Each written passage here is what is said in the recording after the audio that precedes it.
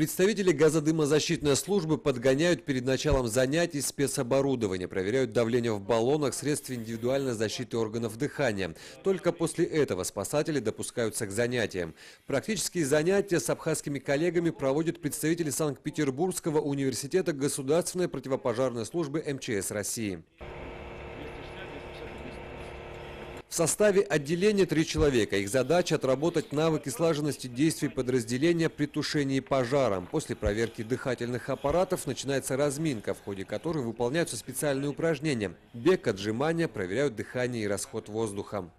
Целью данного занятия – это приобретение соответствующих навыков, использование средств индивидуальной защиты органов дыхания, соответственно, отработка слаженности взаимодействия в составе отделения, караула и так далее, что позволит опять же достичь цели спасения людей и пострадавших на пожаре и, соответственно, потушить пожар в кратчайшие сроки. Вторым этапом учений стала имитация тушения пожаров в помещении, расположенного на 3-м этаже, в ходе которого выполняется подача ствола. Тем самым спасатели отрабатывают навыки подъема по трехколенной лестнице в средствах индивидуальной защиты органов дыхания. Занятие не из легких. При выполнении данного упражнения учащается дыхание, поэтому спасатели должны обязательно следить за дыханием.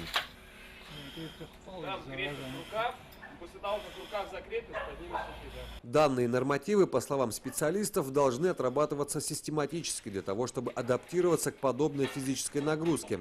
По словам преподавателя кафедры специальной подготовки Петербургского университета МЧС Максима Бескова, цель занятий достигнута, несмотря на небольшие ошибки, допущенные спасателями в ходе учений. В принципе, характерны ошибки, которые были допущены. Это при закрытии вентиля баллона газодымозащитник срывал с себя маску, не убедившись, что вентиль баллона, что давление в аппарате у нас закончилось, не проверил. Ну и еще одна очень характерная грубая ошибка, это при подъеме по выдвижной трехколенной лестнице газодымозащитники брали за тетивы лестницы, а не за ступени. Это грубое нарушение охраны труда. В остальном, в целом, ребята отработали хорошо, слаженно, четко выполняли команды, знали, что от них требуется. Лекции продлятся до 20 декабря. Работа ведется по 2 направлениям – расследование и экспертиза пожаров, а также повышение квалификации командиров отделений пожарных частей, работающих на пожарах и в зонах чрезвычайных ситуаций. В них задействованы сотрудники всех районных подразделений МЧС Абхазии.